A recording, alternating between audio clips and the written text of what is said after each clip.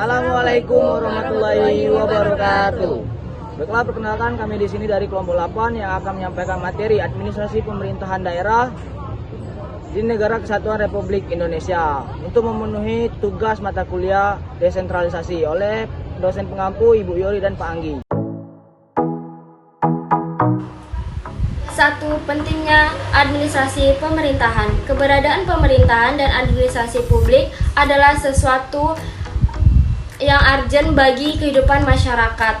Tanpa pemerintahan dan administrasi publik, maka masyarakat akan hidup dengan ketidakaturan. Oleh karena itu, keduanya hadir untuk mengatur, melindungi, dan menjaga ketertiban. Hobbes menyebut kondisi ini sebagai homo homini lupus, manusia menjadi serigala bagi manusia lainnya. Oleh karena itu, pemerintah hadir dengan dua fungsi, yaitu fungsi peraturan regional, yaitu menciptakan keteraturan dan keadilan. 2. Fungsi pelayanan, yaitu servis, memenuhi kebutuhan masyarakat secara adil. Pemerintahan yang dekat dengan masyarakat akan menghasilkan pelayanan publik yang lebih baik.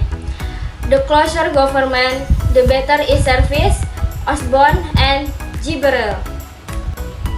2. Negara kesatuan dan sistem pemerintahan. Indonesia berbentuk negara kesatuan, artinya kedaulatan negara bersifat tunggal dan tidak terbagi pada negara bagian seperti sistem federal. Meski demikian, para pendiri bangsa menyadari luasnya wilayah dan keberagaman sosial budaya, sehingga dipilih sistem desentralisasi agar pemerintah lebih dekat dengan masyarakat.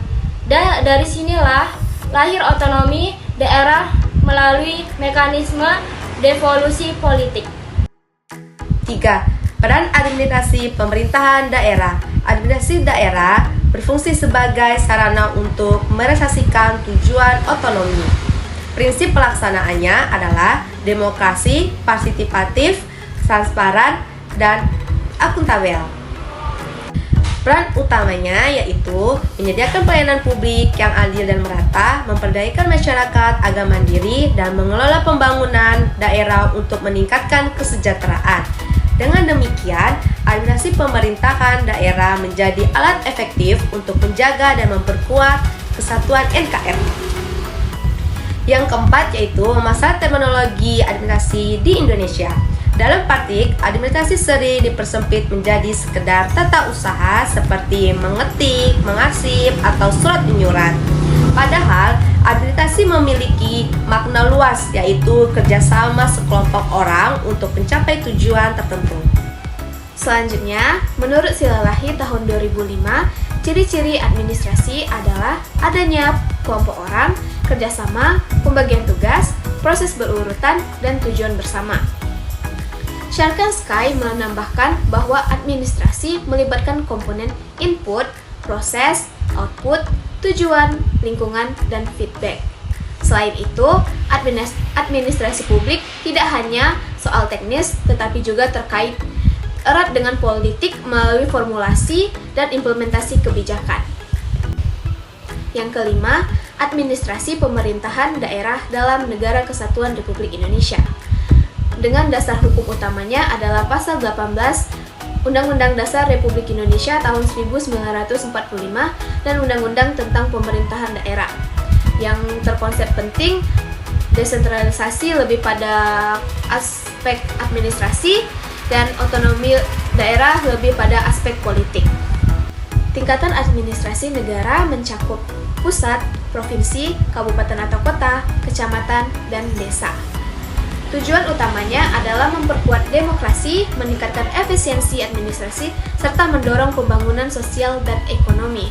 Administrasi daerah mencakup perencanaan, pengorganisasian, pelaksanaan, hingga pengendalian pemerintah di daerah. 6. Prinsip Negara Kesatuan Republik Indonesia dan implikasinya. Indonesia disebut sebagai negara kesatuan yang terdesentralisasi atau decentralized unitary state, artinya meskipun berbentuk negara kesatuan, sebagian kewenangan diserahkan kepada daerah untuk mengatur urusannya sendiri. Hal ini tidak mengancam persatuan, justru memperkuatnya. menurut Kaloh tahun 2002.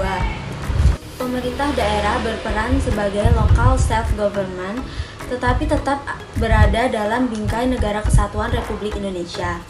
Tidak ada daerah yang memiliki kewenangan konstitusional sendiri atau pouvoir konstitusional. 7. Bandul sentralisasi dan desentralisasi. Sejarah pemerintahan daerah di Indonesia menunjukkan adanya pergeseran seperti bandul. Pada masa tertentu lebih sentralistik atau pusat kuat, pada masa lainnya lebih desentralistik atau daerah lebih berwenang. Sejak tahun 1945 sudah ada 9 undang-undang tentang pemerintahan daerah. Pada era reformasi, arah kebijakan cenderung ke desentralisasi menurut Undang-Undang Nomor 22 Tahun 1999, Undang-Undang Nomor 32 Tahun 2004, dan Undang-Undang Nomor 23 Tahun 2014. Perubahan ini menuntut birokrasi daerah untuk selalu adaptif, responsif, kreatif, dan profesional. Selanjutnya, kewenangan pemerintahan daerah. Dalam negara kesatuan, kewenangan pemerintahan tetap berada di pusat. Daerah hanya memiliki kewenangan jika diserahkan oleh pusat sesuai asas legalitas. Menurut Menchan 2000, ciri daerah otonom memiliki aparatur pemerintahan sendiri, memiliki kewenangan urusan sendiri, dapat mengelola keuangan sendiri, berhak membuat kebijakan sendiri. Tingkat keotonomian suatu daerah tergantung pada besar kecilnya kewenangan yang diberikan pusat. 9. Good governance dalam pemerintahan daerah. Menurut UNDP 1997, ada 9 indikator tata kelola pemerintah yang baik. Partisipasi masyarakat, rules of law, kepastian hukum, transparansi, responsivitas, reorientasi, konsensus, keadilan, efisien dan efektif, akuntabilitas, visi dan strategis. Jika prinsip ini diterapkan, pemerintahan daerah akan menjadi lebih demokratis, transparansi, partisipatif, dan akuntabel. Hasil adalah pelayanan publik yang adil, memberdayakan masyarakat yang mandiri serta pembangunan yang mampu menciptakan kemajuan dan kesejahteraan secara merata. Administrasi pemerintahan menjadi kunci keteraturan dan kesejahteraan masyarakat Indonesia sebagai negara kesatuan menerapkan desentralisasi untuk memperkuat otonomi daerah. Dengan prinsip good governance, pemerintahan daerah diharapkan mampu memberi pelayanan publik yang adil, memberdayakan masyarakat, serta mendorong pembangunan yang merata tanpa mengurangi persatuan NKRI. Baiklah, sekian penyampaian materi dari kelompok kami akhiri. Wassalamualaikum warahmatullahi wabarakatuh.